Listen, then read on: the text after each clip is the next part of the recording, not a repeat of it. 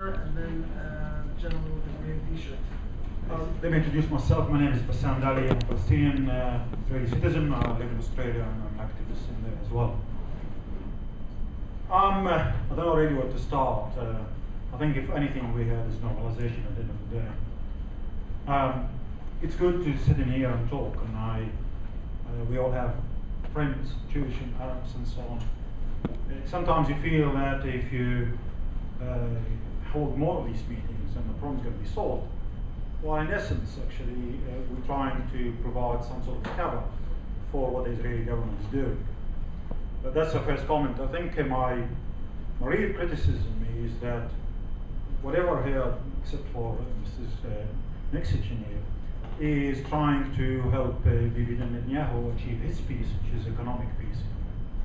So if today we actually, these $4 billion are being invested in here, people in the West Bank supposedly going to forget about the checkpoints and the occupation, and they're going to be busy making money and some prosperity, knowing that at any minute Israel can put the checkpoints back in, knowing that all this aid money to build bridges, which is supposedly a security threat for Israel, Israel come and bomb it, take the photographs and the video, help it send more weapons outside the world.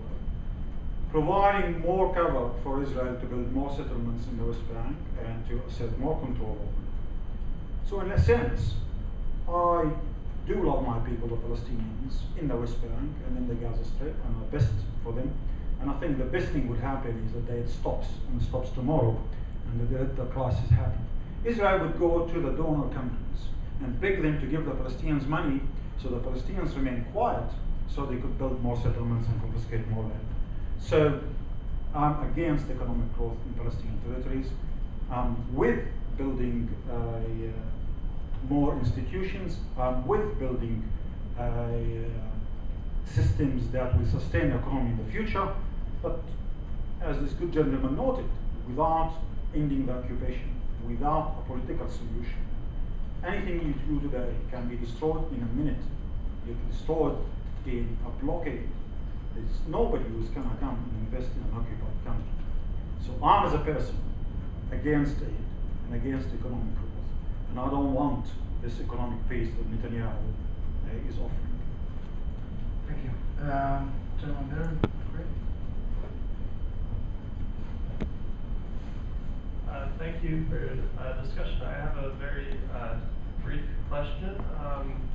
So I know that, for instance, companies like SodaStream and well, that's the only one that stands out in my head at the moment. But I know that they have factories, for instance, in the West Bank. Now, on the other hand, and these benefit Palestinian workers, of course. But of course, the money still goes to Israel. I'm wondering if this money is still factored into the Palestinian GDP. And that's a simple question, but also I see a contradiction in that, on the other hand, there are Palestinians who call for boycott, divestment, and sanctions. I'm wondering what your perspectives are on the contradiction, or just for the simple question about the GDP. Another question? Yeah, we're going to give any. Okay, you take the first question, and then or the second question, and then we'll give the compliment intervention that was made by the first one. The first question was whether production by Israeli companies in Palestinian territories counts towards Palestine. Yes, it does. It does count. Any value added within West Bank and Gaza counts towards the GDP of the Palestinian territories, West Bank and Gaza. It does not count in the GNP, a gross national product. That if you took measure of GNP, it would be excluded, because that measures the value added generated by nationals of a country. But that would also include value added generated by Palestinians, which adds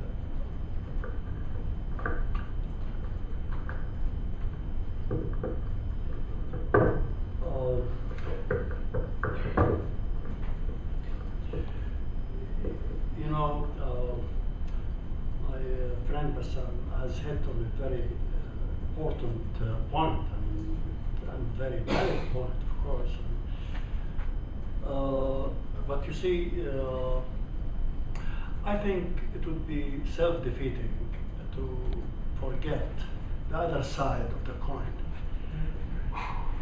As a Palestinian living in Palestine and witnessing the socio-economic developments in the region there, I think, I mean personally, I think there will be no political settlement to the conflict with Israel in the future, in the foreseeable future.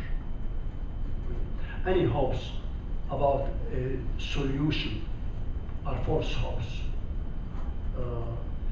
There will be no solution, acceptable solution, fair solution in a long time to come. In the meantime, we talk about 4 million Palestinians, 4 million plus Palestinians who have to survive on their land. Now, the question of immigration out of Palestine is a very, very real question. Very real question. You know, again, I mean, living there and having taught, the course I taught in the university was only one course, but it was a very, very interesting course. The economy of the West Bank and Gaza. I taught a course for such a long time, which is a socio-economics. It's not just pure economics. One of the ugly part of the picture is to see how many people have immigrated from Palestine. Immigration at one point in time during the 70s proceeded at very high rates. It was just living up to the expectations of Goldenblatt. The good Palestinian is either the dead Palestinian or the immigrant Palestinian. See, well, nothing good about both. We should not welcome or in any way the immigration of Palestinians. I mean, that leaves us with no cause in Palestine. That will be a historical crime. If we want the young generations to stay on their land, on their homeland, they deserve to have subsistence. They cannot just stay for the sake of being a Palestinian. They need a job. They need subsistence. How could they get subsistence? I think we have to realize that there is bad and there is worse. Immigration is very bad, very, very bad. Normalization of relations with Israel is certainly not a big blessing. We are not proud of it. Until, of course, they end occupation, of course. But this is not for me to decide. Until then, I care about making Palestinians stay on their land. It's an issue that I personally deal with on a day-to-day basis. You know, I have Palestinians who contact me all the time who ask me to get them permits to get into Israel. I got Hisham a permit to get into Israel. Should I do this or should I not do this? Should I? Should we? You know, the issue of, you know, Moshe Feiglin. There's an article I wrote. I hope it's going to be published the coming days in Haaretz. Moshe Feiglin, and I wrote about this. Moshe Feiglin, a member of the Likud, settler, extreme radical hawk. His solution, so to speak, to the Israeli-Palestinian conflict is to incentivize immigration of Palestinians from the land. Okay. Now, believe me, I am wrestling with these points. There's very valid points that you made. It's a Leninist argument, you know. Lenin said, for it to be better, it has to first be worse. Okay, you know, let us see starvation, lack of food security, no jobs. You know, Palestinians are building settlements today. Many. Okay, let's have them not bring the, I don't know, 2,000, 3,000, 4,000 shekels every month to their families. The situation will undoubtedly get worse, and then we'll be able. Then then Israel will not be able to justify this, and will have to do whatever. Or many will and then Moshe Feiglin, who wants to incentivize, will really come and say to Palestinian families, you know what, take $10,000 and get the hell out of here. And what are they going to do then? Are we going to, you know, you're living in Australia, I'm living my very privileged Ashkenazi white life in Tel Aviv. I'm not going to leave. But can we come to a Palestinian living in An-Najah or in Balata refugee camp or in Jenin or anywhere like that? And what are you going to say? I'm not Palestinian. What are we going to say to them then? You know, this is and it's not a simple issue. And you know, I'm also wrestling with BDS, as IPCRI. As I'm wrestling with the anti-normalization, I'm looking to engage those organizations that refuse to engage with me. I want to have a discussion with them.